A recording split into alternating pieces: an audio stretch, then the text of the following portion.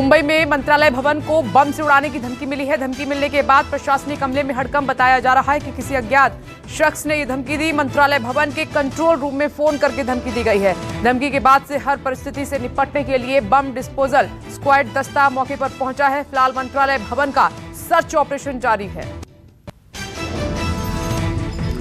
और देश में कोरोना संक्रमण की दूसरी लहर धीरे धीरे मंद पड़ रही है। 46 दिन में कोरोना के सबसे कम मामले दर्ज किए गए। 24 घंटे में 1,65,553 नए मरीज सामने आए हैं, जबकि 3,460 की मौत हो गई है। वहीं 2,76,309 लोग ठीक भी हुए हैं। आज देश में लगातार 7वें दिन कोरोना वायरस के नए मामलों से ज्यादा रिकवरी हुई है। देश में रिकवरी रेट 90% से ज्यादा है और पिछले 24 घंटे में 2,78,000 से ज्यादा मरीज कोरोना से रिकवर हुए हैं। आईसीएमआर के मुताबिक एक दिन में 20 लाख से ज्यादा लोगों का कोरोना टेस्ट किया गया। हरियाणा में एक हफ्ते के लिए बढ़ाया गया लॉकडाउन। अब 7 जून की सुबह तक लॉकडाउन रहेगा। हरियाणा के सीएम मनोहर लाल खट्टर ने कहा कि महामारी को देखते हुए कुछ छूट के साथ एक हफ्ते के लिए बढ़ाया जा रहा है, जिसके तहत राज्यों में दुकानें खुलने का समय अब सुबह 9 बजे से 3 बजे तक रहेगा। वहीं नाइट कर्फ्यू 10 बजे से सुबह 5 बजे तक रहेगा। हरियाणा में पिछले 24 घंटे में 1,868 नए मामले सामने आए हैं। वहीं 97 की मौत हो गई है। हरियाणा में मृतकों की संख्या बढ़कर 8,132 हो गई है। संक्रमितों की कुल संख्या बढ़कर 7,53,937 हुई। और कोरोना की वजह से अनाथ हुए बच्चों की मदद करेगी मोदी सरकार। शिक्षा से लेकर मासिक भत्ते का किया गया ऐलान। अनाथ हुए बच्चों को 18 साल की उम्र के बाद मिलेगा मासिक भत्ता और 23 साल के होने पर पीएम केयर्स फंड से मिलेंगे 10 लाख रुपए। वहीं हायर एजुकेशन के लिए मोदी सरकार लोन देगी, जिसका ब्याज पीएम केयर फंड से ही दिया जाएगा। योजना के तहत 10 साल से कम उम्र के बच्चों का केवी में होगा एडमिशन। 11 से 18 साल के बीच के बच्चों का सैनिक स्कूल और नवोदय विद्यालय में कराया जाएगा एडमिशन। ये योजना पिछले साल 24 मार्च से प्रभावी होगी, जबकि 24 मार्च 2022 तक के मामलों को मिलेगा योजना का फायदा। मन की बात के 77वें एपिसोड में ऑक्सीजन संकट पर बोले पीएम मोदी। कहा कि सामान्य दिनों में एक दिन में 90 मीट्रिक टन ऑक्सीजन का उत्पादन होता था, जो कि अब 10 गुना हो गया है। पीएम मोदी ने कहा कि सरकार ने 7 सालों से समर्पण भाव से काम किया है। साजिश करने वालों को मुंहतोड़ जवाब दे रहे हैं और राष्ट्रीय सुरक्षा के मुद्दों पर समझौता भारत कभी भी बर्दाश्त नहीं करेगा। भारत दबाव से नहीं, अपनी सोच से चलता है। पीएम मोदी ने ऑक्सीजन पहुंचाने वाले कोरोना वॉरियर्स से बात की है। संकट काल में योगदान के लिए तारीफ की उनकी। पीएम मोदी ने कहा कि सेकेंड वेव में ऑक्सीजन की मांग अचानक कई गुना बढ़ गई थी और मेडिकल ऑक्सीजन को देश के कोने कोने तक पहुंचाना था बड़ी चुनौती। दिल्ली सरकार ने एक हफ्ते का लॉकडाउन और बढ़ाया है और अब 7 जून की सुबह 5 बजे तक लागू रहेंगी पाबंदियां। इस लॉकडाउन में मैन्युफैक्चरिंग और कंस्ट्रक्शन को छूट मिली है। डीडीएमए ने ऐलान किया है। वहीं दिल्ली में कोरोना के 24 घंटे में 956 नए मामले दर्ज किए गए हैं। कोरोना से दिल्ली में 122 लोगों की मौत हुई है। हिंदी पत्रकारिता दिवस पर सीएम योगी का बड़ा ऐलान। यूपी के कोरोना संक्रमण से जान गंवाने वाले पत्रकारों के परिवार वालों को दी जाएगी राहत। जान गंवाने वाले पत्रकारों के परिजनों को मिलेंगे 10 लाख रुपए। बता दें कि कोरोना की दूसरी लहर में देश भर में कई पत्रकार ड्यूटी के दौरान संक्रमित हुए और अपनी जान गंवा बैठे। कोरोना से अनाथ हुए बच्चों के लिए नीतीश सरकार का ऐलान। 18 साल तक के बच्चों को आर्थिक मदद देगी बिहार सरकार। 18 साल के बच्चों को 1500 महीना देगी नीतीश सरकार। साथ ही उनकी पढ़ाई का भी सरकार रखेगी ध्यान। अनाथ बच्चों की देखरेख अनाथ गृह में ही की जाएगी।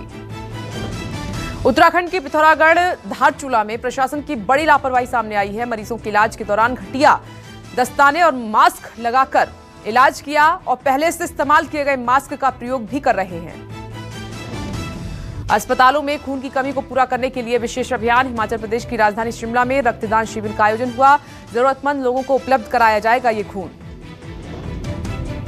जम्मू में डीआरडीओ का 500 बेड का कोविड अस्पताल बनकर तैयार हो गया है। उपराज्यपाल मनोज सिन्हा अस्पताल को मरीजों को समर्पित उन्होंने कर दिया है। फिलहाल अस्पताल में ड्राई के जरिए सभी सुविधाओं की समीक्षा की जा रही है और ड्राई रन पूरा होते ही मरीजों को भर्ती करना शुरू कर दिया जाएगा। डीआरडीओ के बनाए इस अस्पताल में 125 आईसीयू बेड की सुविधा है। कोरोना की तीसरी लहर की आशंका को देखते हुए जम्मू के सबसे बड़े बच्चों के सरकारी अस्पताल में युद्ध स्तर पर तैयारियां शुरू हो गई हैं। जम्मू के एसएमजीएस अस्पताल में 2 कोविड वार्ड तैयार किए जा रहे हैं। हर एक वार्ड में 54 बेड बनाए गए हैं और कोविड वार्ड में ऑक्सीजन, वेंटिलेटर, आईसीयू, बड़े तमाम सुविधाएं मरीजों के लिए खास तौर पर रखी गई हैं, ताकि वक्त रहते कोरोना की तीसरी लहर पर काबू पाया जा सके। बिहार के अररिया में कोरोना से बचाव के लिए ड्रोन के जरिए सैनिटाइजेशन का काम किया जाएगा और इसके लिए ड्रोन सैनिटाइजेशन का ट्रायल किया गया।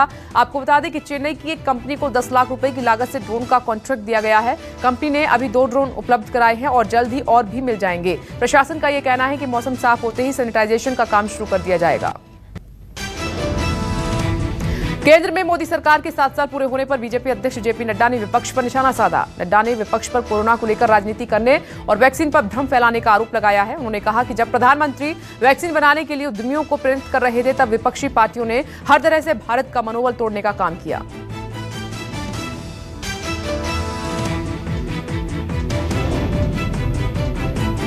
वैक्सीन चिल्लाते हैं, यही लोग का अपना ही आत्मविश्वास नहीं था कि भारत मोदी जी के नेतृत्व में कभी एक नहीं 2-2 वैक्सीन बनाएगा और बना करके भारत की जनता को देगा। इस बात को हमको समझना। मोदी सरकार के 7 साल पूरे होने पर कांग्रेस हमलावर है। कांग्रेस प्रवक्ता रणदीप सुरजेवाला ने कहा है कि देश ने 7 सालों में बहुत कुछ खो दिया है। सरकार की गलत नीति की वजह से आज देश की अर्थव्यवस्था पूरी तरह से बिगड़ गई है। जीडीपी माइनस में चली गई है और 45 सालों में सबसे ज्यादा बेरोजगारी दर हो गई है। कोरोना के कारण लोग मर रहे हैं, लेकिन सरकार इस पर ध्यान देने की बजाय मौन धारण कर बैठी हुई है। आज 7 साल हो गए देश को एक नाकाम, नाकारा और नासमझ सरकार का बोझ ढोते हुए। यह 73 साल में देश की सबसे कमजोर सरकार साबित हुई है कि देश 7 सालों की मोदी सरकार की निर्मित बदहाली को भुगत रहा है। बिहार के समस्तीपुर में माकपा विधायक अजय कुमार पर फिर हमला हुआ है। बदमाशों ने कार्यालय को बनाया निशाना। हमलावरों ने विधायक की गाड़ी में तोड़फोड़ की। विधायक पर हमले के दौरान उनका बॉडीगार्ड गंभीर रूप से जख्मी हो गया। घायल हुए बॉडीगार्ड को अस्पताल में भर्ती कराया गया है। हमले के बाद विरोध में पार्टी कार्यकर्ता सड़क पर उतरे। बताया जा रहा है कि जब विधायक अजय कुमार पार्टी कार्यालय में आराम कर रहे थे, उसी दौरान अचानक एक दर्जन लोगों ने पार्टी दफ्तर पर हमला बोल दिया और ईंट और पत्थर फेंकने लगे। हमलावरों ने विधायक की गाड़ी को भी निशाना बनाया और उसे क्षतिग्रस्त कर दिया। साथ ही बॉडीगार्ड के साथ मारपीट भी की गई। पहलवान सागर धनखड़ की हत्या के मामले में गिरफ्तार रेसलर सुशील कुमार की पुलिस हिरासत 4 दिनों के लिए बढ़ाई गई है। हिरासत अवधि समाप्त होने पर सुशील कुमार को कल अदालत में पेश किया गया था और अदालत ने इससे पहले भी आरोपी को पूछताछ के लिए 6 दिन की पुलिस हिरासत में भेजा था। सागर की हत्या के मामले में दिल्ली पुलिस ने अब तक 9 लोगों को हिरासत में लिया है। 9वीं गिरफ्तारी विजेंदर की हुई है। विजेंदर भी पेशे से पहलवान है और विजेंदर ने यह भी खुलासा किया है कि पहलवानों के एक समूह ने सुशील के कहने पर सागर और उसके सहयोगियों की पिटाई की थी। पेट्रोलियम की बढ़ती कीमतों पर राजस्थान के मुख्यमंत्री अशोक गहलोत ने केंद्र सरकार पर बड़ा हमला कर दिया है। अशोक गहलोत ने ट्वीट करके कहा है कि कोविड महामारी में पेट्रोल डीजल की कीमतें लगातार बढ़ाकर मोदी सरकार आम लोगों को मुश्किल में डाल रही है। कई राज्यों में पेट्रोल की कीमत 100 रुपए के पार हो गई है, जबकि अंतर्राष्ट्रीय बाजार में कच्चे तेल की कीमत कम हुई है। कोरोना महामारी के बीच लॉकडाउन में महंगाई अपने चरम पर है, तो वहीं कोरोना ने जम्मू के किसानों की कमर को तोड़ दिया है। किसान अपनी फसलों को खुद ही खत्म करने में लगे हुए हैं, क्योंकि उन्हें फल सब्जियों के दाम ठीक से नहीं मिल पा रहे हैं। और किसानों का यह भी कहना है कि जिस तरीके से टमाटर 2 से 4 रुपए किलो मिल रहा है, वहीं खीरे की कीमत 2 रुपए प्रति किलोग्राम के हिसाब से मिल रही है और इससे किसानों को काफी नुकसान हो रहा है। जहाज की निगरानी के लिए पहुंचा है हेलीकॉप्टर। तस्वीरें आपके सामने हैं। पालघर का ये मामला है और तूफान की वजह से आप देख रहे हैं ये जहाज प्रभावित हुआ और लगातार इस जहाज से तेल का रिसाव जारी है और रेस्क्यू ऑपरेशन को अंजाम दिया जा रहा है।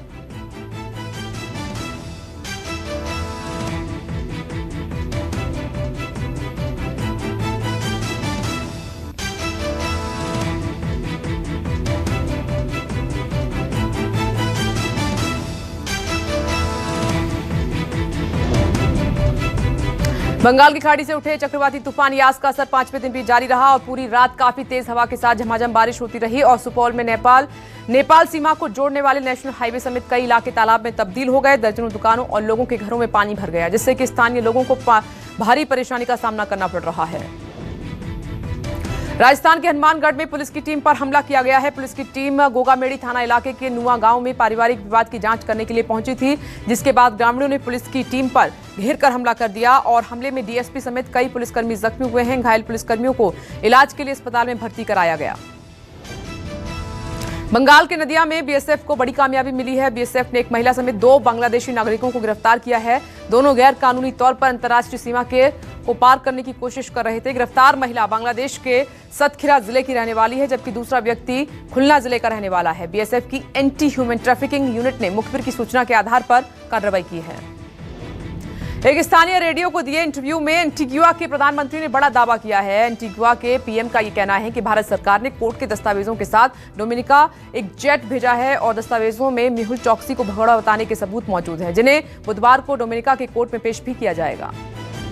वहीं दूसरी तरफ पीएनबी घोटाले के आरोपी मेहुल चोकसी के साथ मारपीट की भी खबर है। डोमिनिका की जेल में बंद चोकसी की तस्वीरें भी सामने आई हैं, जिसमें मेहुल चोकसी के हाथों पर चोट के निशान साफ तौर पर दिखाई दे रहे हैं और मेहुल के वकील के मुताबिक उसके साथ मारपीट हुई है जेल में। आलिया भट्ट का मसाबा 2 से डिजिटल डेब्यू होने जा रहा है। आलिया को विनयार्ड फिल्म्स की तरफ से अप्रोच किया गया है। आलिया भट्ट के अलावा वेब सीरीज में अनिल कपूर और जैकी श्रॉफ भी नजर आएंगे। शो में आलिया को स्पेशल अपीयरेंस के तौर पर शामिल किया जाएगा। वेब सीरीज के पिछले सीजन में कियारा आडवाणी ने कैमियो किया था। कैंसर पीड़ित 3000 बच्चों की मदद के लिए एक्टर विवेक ओबरॉय ने पहल की है। विवेक ओबरॉय ने सोशल मीडिया पर एक वीडियो शेयर किया है और बताया है कि कैंसर से लड़ रहे कुल 3000 जरूरतमंद बच्चों तक वे भोजन पहुंचाएंगे। आने वाले 3 महीने में वे ज्यादा से ज्यादा बच्चों की मदद करना चाहते हैं। विवेक ओबरॉय के फेडरेशन के जरिए लोगों से मदद की अपील की जा रही है। द फैमिली मैन 2 को लेकर चल रहे विवाद में लीड एक्ट्रेस समांथा को चुप रहने की हिदायत दी गई है। सीरीज के streaming platform Amazon prime video ने एक्ट्रेस को यह आदेश जारी किया है। आपको बता दें कि सीरीज में समांथा को सुसाइडर बॉम्बर की भूमिका में दिखाया गया है और इसके चलते कई लोग द फैमिली मैन 2 का विरोध कर रहे हैं। ब्रिटेन के प्रधानमंत्री बोरिस जॉनसन ने शनिवार को वेस्टमिंस्टर कैथेड्रल में अपनी गर्लफ्रेंड कैरी साइमंड्स के साथ गुपचुप तरीके से शादी रचा ली है। 56 साल की उम्र में जॉनसन की तीसरी शादी है। पीएम बोरिस और उनकी मंगेतर कैरी साइमंड्स की उम्र में 23 साल का अंतर है। अमेरिका में भेदभाव का शिकार हो रहे एशियाई मूल के लोगों की बेहतरी के लिए राष्ट्रपति जो बाइडेन ने एग्जीक्यूटिव ऑर्डर के जरिए आयोग बनाया है और आयोग राष्ट्रपति को सलाह देगा कि सार्वजनिक, निजी और गैर लाभकारी क्षेत्र मिलकर कैसे एशियाई समुदाय की बेहतरी के लिए काम कर सकते हैं। इसके साथ ही राष्ट्रपति ने सभी विभागों में कम से कम 15% एशियाई अमेरिकियों को जगह देने के निर्देश दिए हैं।